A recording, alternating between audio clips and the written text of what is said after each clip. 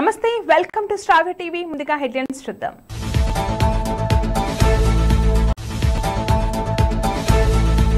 రైతు భరోసా డబ్బులు అర్హులైన ప్రతి రైతు కుటుంబాలకు జమ చేయబడతాయని జిల్లా కలెక్టర్ రాహుల్ రాజ్ తెలిపారు. కేసీఆర్ కాళేశ్వరం, కేటీఆర్ కార్ రేసింగ్, కవిత లిక్కర్ స్కామ్ల చుట్టూ తిరుగుతూ ఉంటారు. 17న అదృశ్యమైన నవవరుడు తేజేశ్వర్ మృతదేహం ఆంధ్రప్రదేశ్ నంద్యాల జిల్లా పాణ్యం దగ్గర లభ్యం. జలసంధి మూసివేత ఎలాంటి ఇబ్బంది లేదన్న కేంద్ర మంత్రి హర్దీప్. ఖమేనీ హెచ్చరిక, యుఎస్ బేసెస్ పై దాడి చేస్తారా?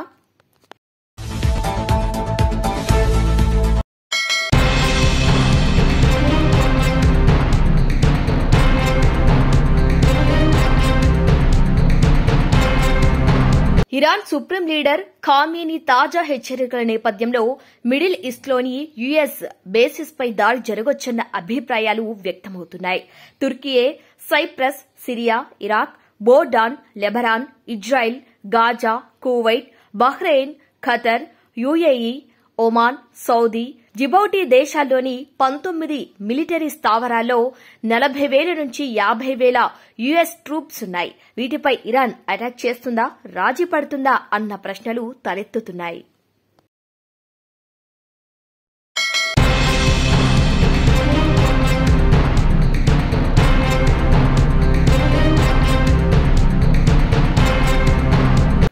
జోగులాంబ గద్వాల్ జిల్లాలో నవవరుడు అదృశ్యమయ్యాడు. అతని మృతదేహం నంద్యాల జిల్లా పాణ్యంలో లభ్యమైంది. గద్వాలకు చెందిన జి తేజేశ్వర్ లైసెన్స్ సర్వేయర్ గా పనిచేస్తున్నారు. గద్వాల గంట వీధిలో నివాసముంటున్న తేజేశ్వర్ జూన్ 17 మధ్యాహ్నం నుంచి కనిపించకుండా పోయాడు. మే 18న కర్నూలుకు చెందిన యువతితో తేజేశ్వర్ కు వివాహమైంది. తేజేశ్వర్ కనిపించకపోవడంతో కుటుంబ సభ్యులు గద్వాల పట్టణ పోలీస్ స్టేషన్లో ఫిర్యాదు చేశారు. మిస్సింగ్ కేసుగా కూడా నమోదు చేశారు. ఈ నెల 21న నంద్యాల జిల్లా పాణ్యం సరిహద్దులో తేజేశ్వర్ మృతదేహం గుర్తించారు. ఇక మృతదేహాన్ని పోస్టుమార్టం కోసం కర్నూలు ప్రభుత్వ ఆసుపత్రికి తరలించారు. పాణ్యంలో మృతదేహం లభ్యం కావడంతో కుటుంబ సభ్యులు పలు అనుమానాలను వ్యక్తం చేస్తున్నారు. అమ్మాయిని ఎక్కించుకొని ఊర్లలో తిరగడం, కర్నూలు మొత్తం తిరగడం, ఇటువంటి. మీ తమ్ముడికి మ్యారేజ్ ఎప్పుడు ఉంది? చెప్తాను. తర్వాత మాకు ఆ విషయం తెలిసి మా తమ్ముడిని అడిగితే ఆ పెళ్ళి ఆ అమ్మాయికి కట్నం డబ్బులు ఇవ్వలేక మా అమ్మ నన్ను టార్చర్ చేస్తుంది, అందుకే నేను ఇంటికి వెళ్ళిపోయినా అని చెప్పిందట. మా తమ్ముడు దాన్ని నమ్మి, ఆ విషయాన్ని నమ్మి, ఆ అమ్మాయి నిజమే చెప్తుంది, కట్నం డబ్బులు ఇవ్వలేక నాకు కట్నం అవసరం లేదు, నేను అమ్మాయిని చేసుకుంటా అని అంటే, నేను ఎంక్వైరీ చేసిన తర్వాత తెలిసిన నిజాలు మా తమ్ముడికి చాలా చెప్పి చూస్తాను. మా తమ్ముడు వినలేదు. చేసుకుంటా, అమ్మాయినే చేసుకుంటా, లేకుంటే నేను పెళ్లి చేసుకోకపోతే జీవితంతో ఇలాగా సింగిల్గా ఉండిపోతా అన్నాడు. ఆ తర్వాత మా తమ్ముడు ఎంత చెప్పినా వినకుండా పోయిన నెల 18వ తారీఖు బీచ్పల్లిలో ప్రేమ వివాహం చేసుకోవడం జరిగింది. మా ఫ్యామిలీ అయితే సపోర్ట్ చేయలేదు మ్యారేజ్కి. కాకపోతే అమ్మాయి వాళ్ళ బంధువులు, అమ్మాయి వాళ్ళ అక్క, అమ్మాయి వాళ్ళ అమ్మ, అమ్మాయి వాళ్ళ మామయ్యలు, వాళ్ళ బంధువులు మొత్తం కలిసి ముందరుండి ఆ పెళ్లి జరిపించారు. ఇంటి పక్కన ఉన్న వాళ్ళు, బంధువులు అందరూ కలిసి ఇంట్లో జరిగే మొదటి పెళ్లి అని చెప్పి మా అమ్మ నాయనను బలవంతంగా, ఇష్టం లేకుండా బలవంతంగా పెళ్లికి తీసుకుపోవడం జరిగింది. తర్వాత నెల రోజులు అయిన తర్వాత నేను ఇంట్లో పెళ్ళి జరిగిన రోజు నేను ఇంట్లో చెప్పాను, వాళ్ళు పెళ్లి చేసుకొని ఇంటికి రాకూడదు, బయటనే ఉండాలి, నాకు ఈ మ్యారేజ్ ఇష్టం లేదు, నాకు ఆ అమ్మాయి క్యారెక్టర్ బ్యాడ్ క్యారెక్టర్ అని చెప్పి చెప్తే కూడా ఆ రోజు బలవంతంగా ఇంటికి తీసుకొని వచ్చారు. వాళ్ళని బలవంతంగా, ఇష్టపూర్వకంగానే ఇంటికి తీసుకొచ్చారు. అప్పుడు నేను ఇంటి నుంచి వెళ్ళిపోవడం జరిగింది. బయట రూమ్ తీసుకొని 1 మంత్ నుంచి ఉంటున్నా. కానీ నాకు 17వ తారీఖు నైట్ నాకు ఫోన్ కాల్ వచ్చింది ఫ్రెండ్ నుంచి. అన్న తేజన్న కనిపించట్లేదు అని ఫోన్ చేయడం జరిగింది. నేనుండి చెప్పాను అనమాట, అన్న ఫోన్ స్విచ్ ఆఫ్ వస్తే మార్నింగ్ వరకు వస్తాడేమో లేరా అని అంటే, లేదన్నా వదినకు కూడా చెప్పలేదంట ఇంట్లో, అందుకే భయం అవుతుందన్న అంటే, నేను అప్పటికప్పుడు నెక్స్ట్ డే మార్నింగ్ పోలీస్ స్టేషన్కి వెళ్ళి దరఖాస్తు రాసి ఇవ్వడం జరిగింది. తర్వాత నాకు 2-3 రోజులైనా మా తమ్ముడు ఇంటికి రాకపోయేసరికి నాకు ఇంకా మా తమ్ముడి భార్యపై అనుమానం వచ్చి నేను పిఎస్లో వాళ్ళ అమ్మాయి వాళ్ళ అమ్మ తర్వాత వాళ్ళ బంధువులపై నేను పిటిషన్ ఇవ్వడం, అదే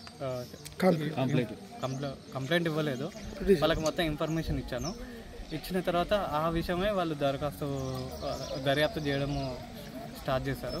కానీ నేను ఇంట్లో ఉన్న మా తమ్ముడు వెళ్ళిపోయిన రోజు నుంచి అమ్మాయిని అబ్జర్వ్ చేస్తూనే ఉన్నాను. ఆ అమ్మాయి కంట్లో కన్నీటి చుక్క కూడా బయటికి రాలేదు. అండ్ ఆ అమ్మాయి ముఖంలో సాడ్నెస్ అనేది లేదు. దీన్ని బట్టి నేను కన్ఫర్మ్ చేసుకున్నా మా తమ్ముడిని ఆ అమ్మాయి ఏదో చేసి ఉంటుంది. ఇంకోటి ఏంటంటే ఆ అమ్మాయికి ఇల్లీగల్ ఎఫైర్లు ఉన్నాయి. ఆ ఇల్లీగల్ ఎఫైర్ల వల్లనే మా తమ్ముడిని ఏదో చేసి ఉంటుంది. ఎవరితో ఉన్నాయి మీ తమ్ముని భార్యకి ఇల్లీగల్ ఎఫైర్ అంటే నేను పెళ్ళప్పుడు ఎంక్వైరీ చేసినప్పుడు ఒక బ్యాంక్ మేనేజర్తో ఎఫైర్ ఉందని నాకు తెలిసింది. అదే విషయం కూడా నేను పోలీస్ స్టేషన్లో చెప్పడం జరిగింది. వాళ్ళు అదే విషయంపై దర్యాప్తు చేస్తున్నారు. వాళ్ళకు కూడా అది కన్ఫర్మ్ అని తెలిసింది. దానిపైన వాళ్ళు కన్ఫర్మ్ అని అనుకుంటున్నాను. నేను చెప్పలేను వాళ్ళకు కన్ఫర్మ్ అని అనుకుంటున్నాను. దాని తర్వాత వాళ్ళపైన అయితే నేను కఠిన చర్యలు అయితే తీసుకోవాలని కోరుతున్నాను. అన్నా నమస్కారం.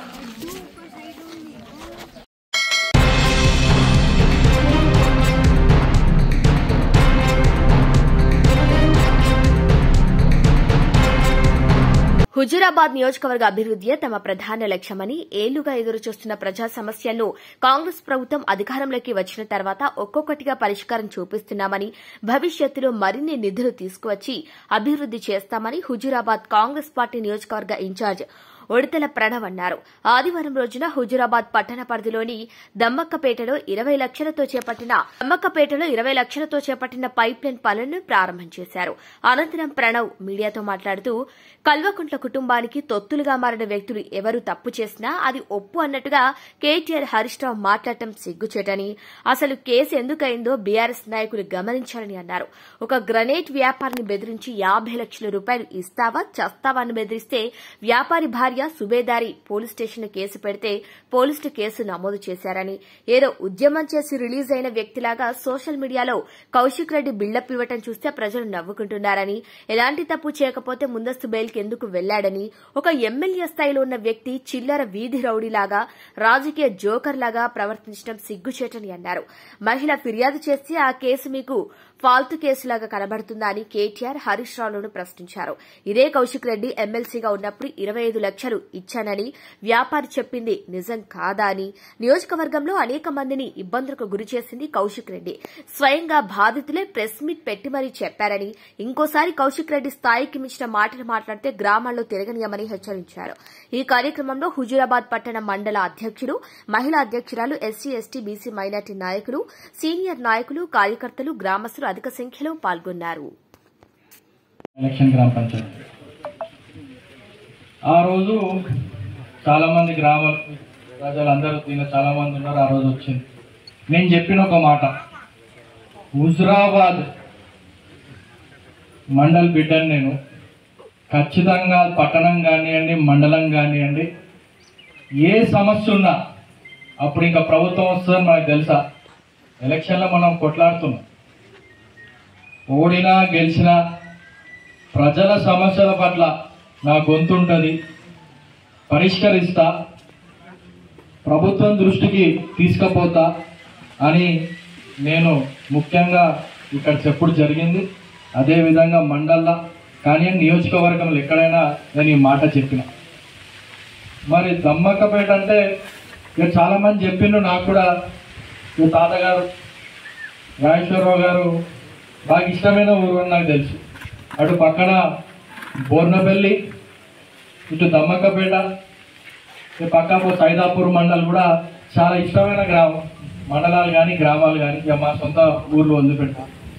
సో ఖచ్చితంగా ఏదైతే ఎలక్షన్ తర్వాత ఇక్కడ ఉన్న గ్రామస్తులు పార్టీతో కలిగిందంగా, ఇందాక ఇక్కడ నాయకులు చెప్పిండ్రు, ఇక్కడ గుండెలరెడ్డి గారు కానివ్వండి, ఇక్కడ ఇందాక చెప్పిన మా సమ్మన్న కానివ్వండి, రవీంద్రన్న కానివ్వండి, ఇక ముఖ్యంగా మైపాల్ గారు కూడా వారు ఎప్పటి నుంచో అని అడుగుతుండే, మీ దగ్గరకు వస్తాం, మా ఊరు వాళ్ళందరూ వద్దాం అనుకుంటున్నారు మీ దగ్గరికి అని చెప్తుండే. సరే రావే, నువ్వు ఏం చెప్తావు, ఏం సమస్య ఏంటంటే, లేదు మేము అందరం కలిసి వస్తామని చెప్పి దానికి 2-3 నెలలు డిలే చేసింది. మరి తీరా అందరు కలిసి ఇందాక పెద్దలు కూడా చెప్పినట్టు మరి వచ్చుడు జరిగింది. నీళ్లు కనిపిస్తున్నాయి కానీ వాడుకోలేకపోతున్నాయి, మా కళ్ళ ముందు పోతున్నాయి కానీ మా పొలాలు ఎండిపోతున్నాయి అనేది ఇక్కడున్న రైతులు ఆవేదనతోని బాధతోని చెప్పడం జరిగింది.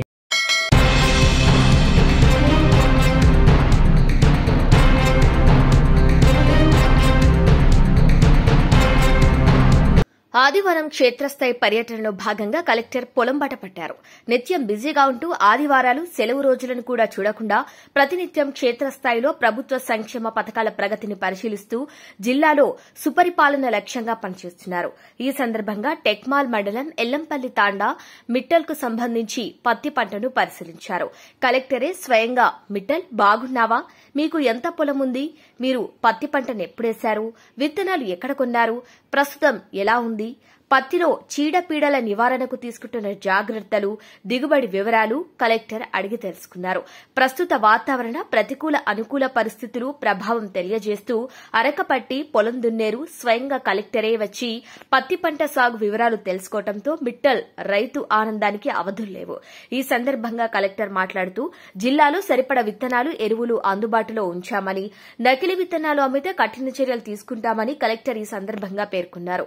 రైతు భరోసా డబ్బులు, రైతు భరోసా కింద ఆదివారం వరకు రాష్ట ప్రభుత్వం రైతు భరోసా పథకం కింద జిల్లాలోని 2,54,504 మంది రైతుల ఖాతాల్లో మొత్తం 207,14,20,772 రూపాయలు జమ చేసినట్టు తెలిపారు. రైతుల సంక్షేమమే ప్రభుత్వ లక్ష్యమని, సాగు అవసరాలకు ఈ నిధులు ఉపయోగపడతాయని ఆయన తెలిపారు.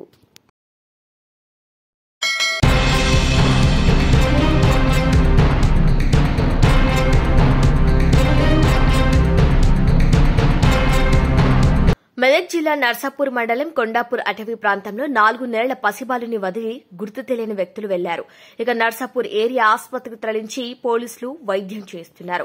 పూర్తి వివరాల్లోకి వెళ్తే హైదరాబాద్ మెదక్ జాతీయ రహదారి కొండాపూర్ అటవీ ప్రాంతంలో అటుగా వెళ్తున్న వాహనదారులు కార్ ఆపి మూత్ర విసర్జన చేయడానికి దిగగా బాలుడి ఏడుపు శబ్దం వినబడటంతో 100కు డయల్ కాల్ చేయగా నర్సాపూర్ ఎస్ఐ లింగం తన సిబ్బందితో కలిసి అటవీ ప్రాంతం చెట్ల పొదలో 4 నెలల పసి బాలుడు ఉన్నట్టు గుర్తించి నర్సాపూర్ ఏరియా ఆసుపత్రికి తరలించి వైద్య పరీక్ష నిర్వహిస్తున్నారు. వైద్య పరీక్ష అనంతరం బాలుడు ఆరోగ్యంగానే ఉన్నాడని వైద్యులు తెలపడంతో బాలుని సంరక్షణ కేంద్రానికి తరలిస్తామంటూ పోలీసులు తెలిపారు. ఇక బాలుడిని ఎవరు పడేశారో దర్యాప్తు చేపడతామంటూ ఎస్ఐ లింగం తెలిపారు.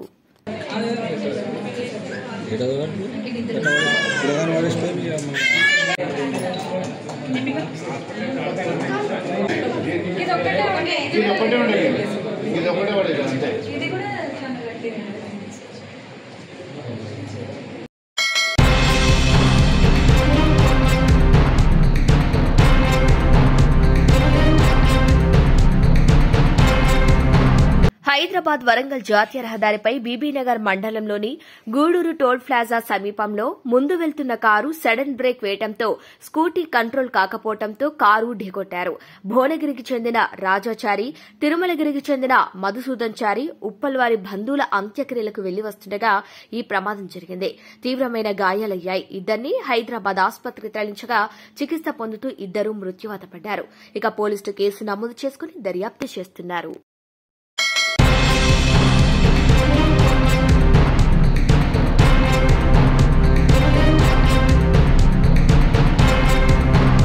తెలంగాణ బీఆర్ఎస్ పార్టీ రప్పారప్ప 3.0 లోడింగ్ ఫ్రం సూర్యాపేట్ స్థానిక సంస్థల ఎన్నికలతో మొదలు 2028 అసెంబ్లీ ఎన్నికల వరకు సూర్యాపేట నుండి శ్రీకారం చుట్టడానికి జగదీష్ రెడ్డి సారథ్యంలో మేము రెడీ అంటూ సూర్యాపేట జిల్లా కేంద్రంలోని పలు కూడళ్లలో వెలిసిన ఫ్లెక్సీలు వెలిశాయి.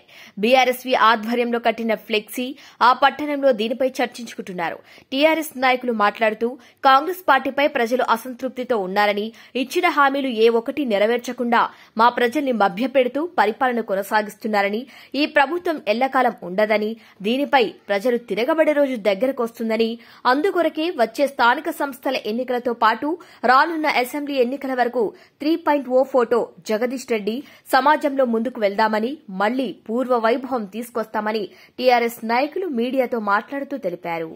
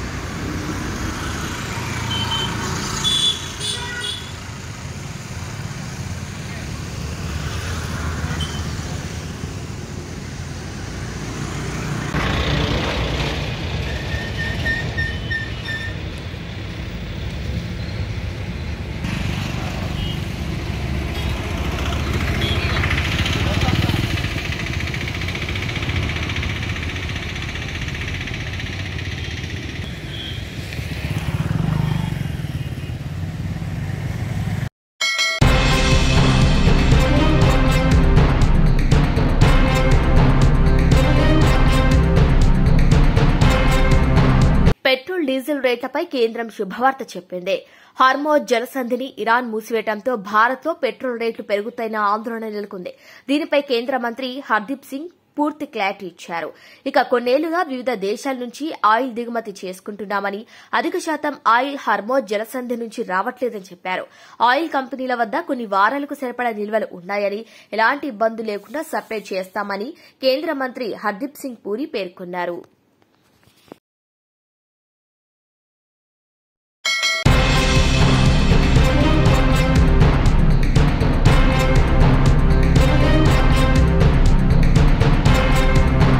బులెటిన్ ముగించే ముందు హెడ్లైన్స్ మరొకసారి. రైతు భరోసా డబ్బులు అర్హులైన ప్రతి రైతు కుటుంబాలకు జమ చేయబడతాయని జిల్లా కలెక్టర్ రాహుల్ రాజ్ తెలిపారు. కేసీఆర్ కాళేశ్వరం, కేటీఆర్ కార్ రైజింగ్, కవిత లిక్కర్ స్కామ్ల చుట్టూ తిరుగుతూ ఉంటారు. 17న అదృశ్యమైన నవవరుడు తేజేశ్వర్ మృతదేహం ఆంధ్రప్రదేశ్ నంద్యాల జిల్లా పాణ్యం దగ్గర లభ్యం. జలసంధి మూసివేత ఎలాంటి ఇబ్బంది లేదన్న కేంద్ర మంత్రి హర్దీప్. ఖమేనీ హెచ్చరిక, యుఎస్ బేసెస్ పై దాడి చేస్తారా? Bulletin updates, keep watching star TV.